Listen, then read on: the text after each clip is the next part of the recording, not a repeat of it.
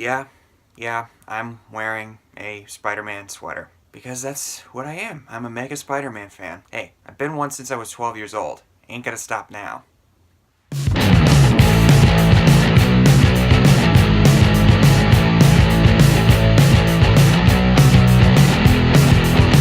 How's it going, guys? I'm Joe, and yeah, let's just get to the meat of this whole thing. The Spider-Man Homecoming trailer has finally arrived. Ever since the Amazing Spider-Man series was canceled, to the announcement of Sony and Marvel teaming up to create a new version of Spider-Man, to Tom Holland's casting, to his confirmation in Civil War, to his appearance in the Civil War trailer, to his appearance in Civil War, everything. This has been one heck of a ride. Going through all those things, now we finally got a trailer for this movie.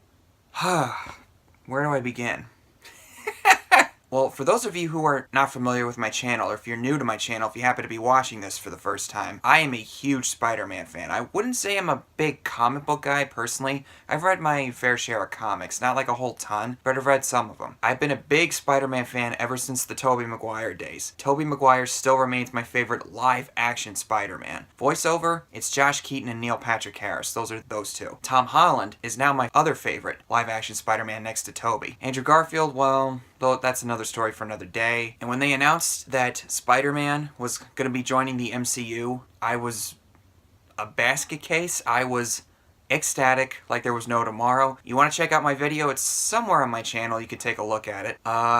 Yeah, I've been waiting for this trailer ever since they announced it. I was imagining in my mind what this movie was going to look like. John Watts, who's directed Cop Car and Clown. I've only seen Cop Car. Not too bad, actually. Showed his potential as a filmmaker right there. Tom Holland as Spider-Man I thought was really, really well cast, in Civil War especially. If you want to know my thoughts on Civil War, you can check it out on my channel. And I think every Spider-Man fan on this planet was waiting with bated breath for this trailer. And then finally they broadcasted it last night on Jimmy Kimmel's talk show, which I stayed up until maybe 12:30, 12:45 Eastern time. I live on the East Coast of the United States. I can't stop watching this trailer. I've watched it at least 8 times, 10 times.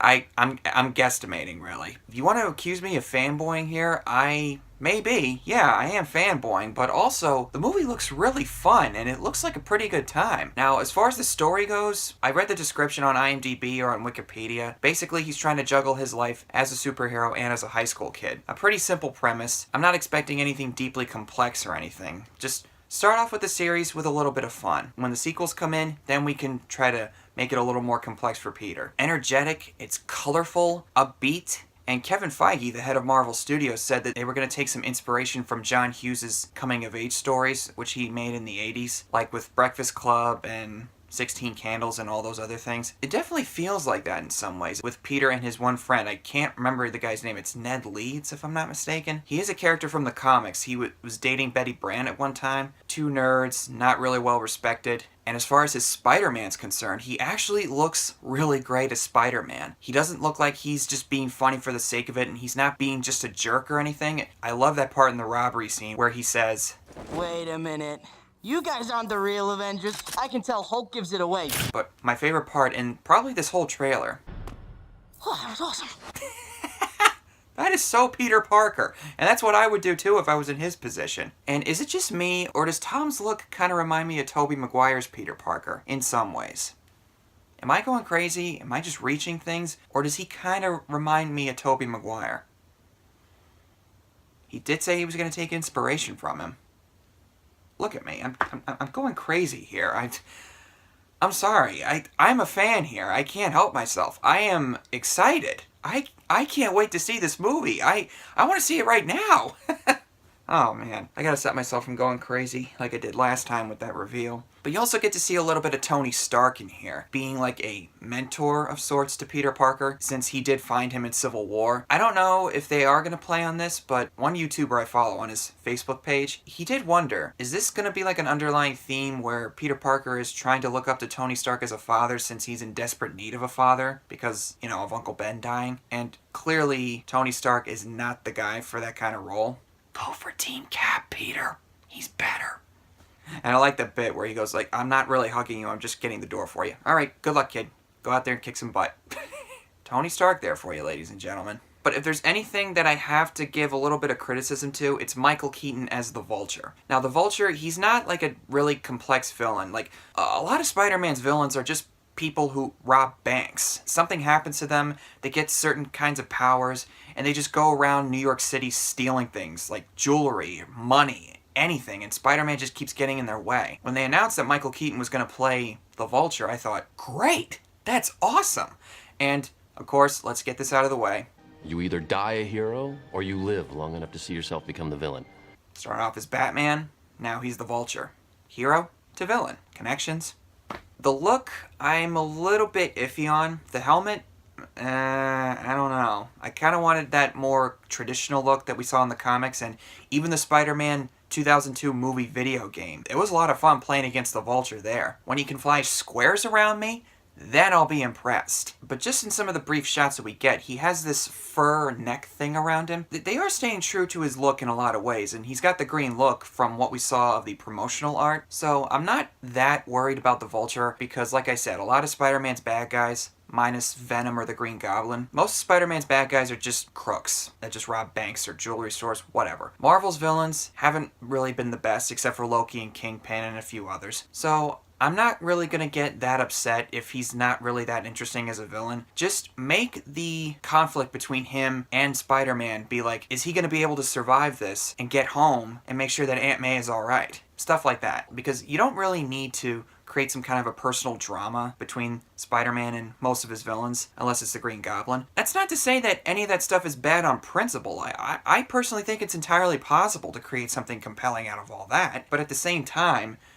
do we really need to go that complex with every single Spider-Man villain? I'm not making the movie. I'm just hoping that the creators can make this work. And so far, from what we've heard, people can say that Sony is going to screw the whole thing up. Not from what I'm seeing here. I could be completely wrong, but I read this quote from Kevin Feige that he and his creative team at Marvel are the creative producers. They're working on the script, hiring the actor, the directors, all that stuff. And Sony, like Amy Pascal and Tom Rothman, they are leading the marketing campaign and also putting the final seal of approval on the whole thing. And makes a lot of sense for Sony, because they cannot screw this up again. Because if they do, they are never going to hear the end of it. And why else would Marvel take this deal if they had any kind of indication that Sony was going to give them a hard time? Could it still go in a lot of bad directions?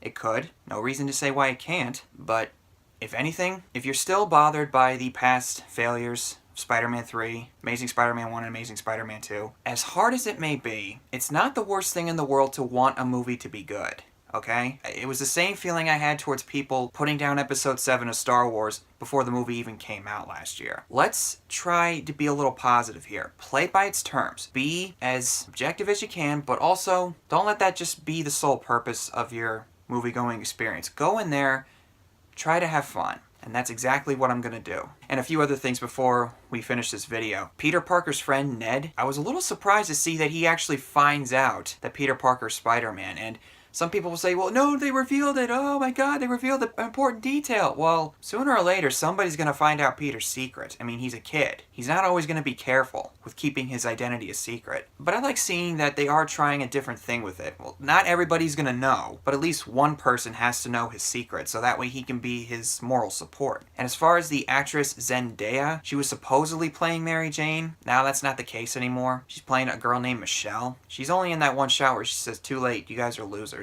I don't know what to think of her yet. We'll see. And I can't be the only one who thought that this was a subtle nod to Spider-Man 2, with Peter stretching his arms out across the train. That has to be a nod somehow. Come on. And of course, this shot right here, love it.